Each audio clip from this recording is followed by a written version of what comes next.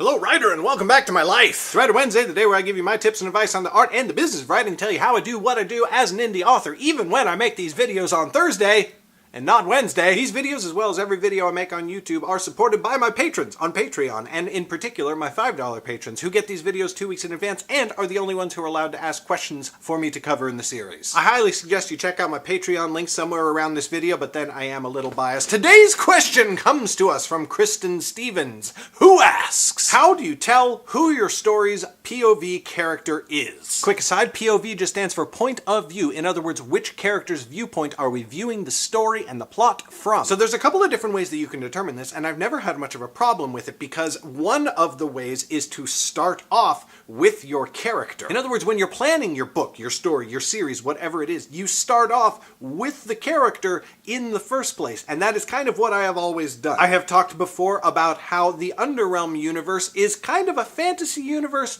with superheroes. The protagonist of each of my series is a little bit of a superhero in their own right, translated to a fantasy setting. And in the world of superhero comic books, you always start off with the character. There's usually a design and then a name, and then that character has a story formulated around who they are and what story will be most interesting for them to go through. Well, I operate the same way. I created the Nightblade, Lauren Nelda, and then I created Eben of the Family Drayden, who is actually going to get a superhero name in one of his next books. Just keep an eye out for that. I know some people are going to be kind of annoyed at the thought of that. Maybe some people who asked a question that I'm making a video about right now. But yes, you start with your character. What sort of person do you want to tell a story about? And you will figure out, what have they gone through in their life? What are their interests? What do they want to do? What are their goals? What do they want to achieve? And from there you build your plot. From there you build your story. You figure out what sort of journey is going to be the most interesting journey for that character in particular to go on. Because you've started with what's good about the character and what's flawed about the character, and how to make the good things even better or challenge the good things, and how to make the flawed things fixed by the end of your story, or progressively getting better if you've got like a long-running series. And so there is not too much question once you've got the plot all worked out, which character is your POV character.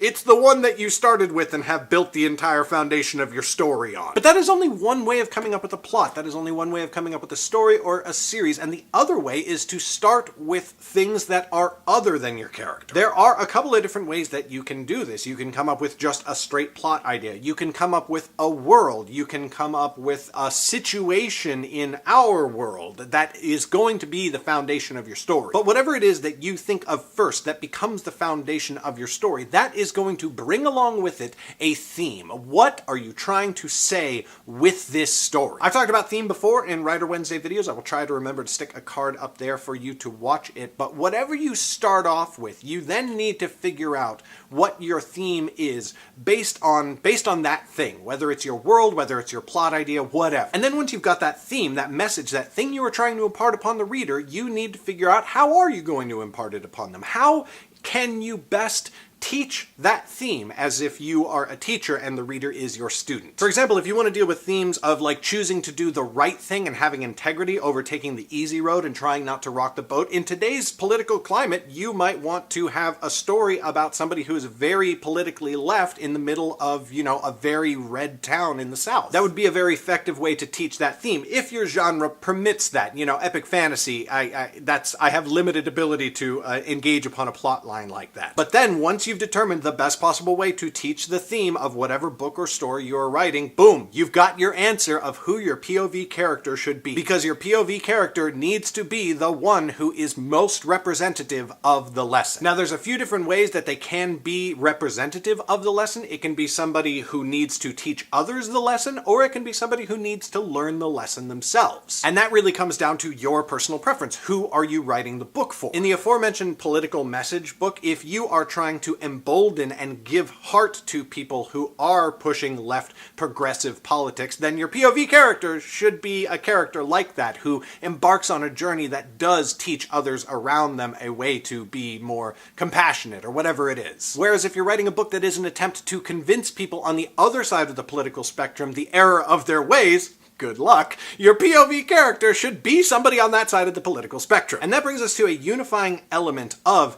choosing your POV character that actually applies to both of these methodologies, the one where you start with the character and the one where you don't start with the character. And that unifying element is market. What is your reader going to respond to best? And of course, to answer that question, you have to know who your reader is. Again, I've talked in the past about figuring out who your reader is and who you are writing for. Once you have that answer, you need to determine what sort of character is going to appeal most to that reader. And you can do this as simply as surveying them. If you have an audience already, if you have an email list, let's say, or a following on Facebook, or if you just know where the people that you're writing for tend to hang out, like, you know, my audience is a lot of Tumblr people, so I could go put a survey on Tumblr and say, hey, which of these characters would you most like to read about? And then boom, that's your POV character. Obviously, only put characters in the survey that you would be okay with writing, because you have no one to blame but yourself if you put a character in the survey that you don't actually want to write about, and then your audience chooses that one.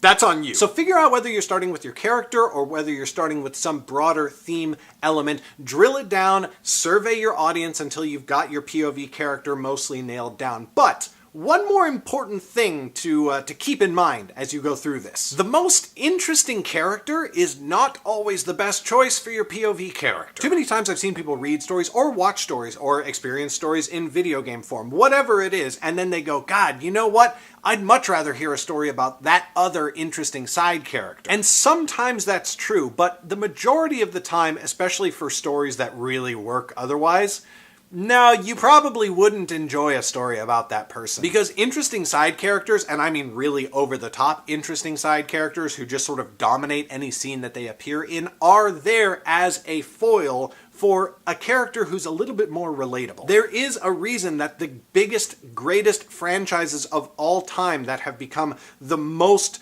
classic of all classics that people will refer to probably until the end of human civilization always sort of feature a very normal person. This list is a little male heavy because blockbusters are produced in a gendered society, but your Harry Potter, your Luke Skywalker, your Frodo Baggins, none of them is the most interesting character in their own story. Luke has Han Solo, Harry has basically every professor at Hogwarts, and Frodo has all of the other hobbits, and also most of the rest of the Fellowship. But those other characters provide spice and volume and an interesting sideshow, but frankly it would be kind of exhausting to read entire stories about them. And when you have seen stories where those other characters become the main character, like Star Wars Extended Universe novels where Han Solo is the main character, he doesn't act like Han Solo in the films. He acts like a much more, you know, just sort of like run-of-the-mill guy. Because your reader or your audience member of whatever form you create in is probably going to want a protagonist,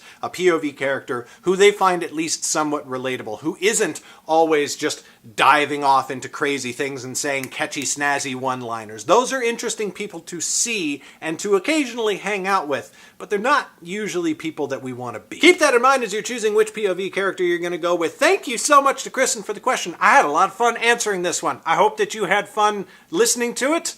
But more importantly, I hope you learned something. A reminder to everybody else watching that Kristen and my other $5 patrons on Patreon get these videos 2 weeks in advance of everybody else. If that sounds interesting to you, check out my Patreon right over there, or watch the entire Writer Wednesday series right up there. Thank you to Kristen and my other patrons for your support. Thank you for watching, and I will see you next Wednesday. Bye!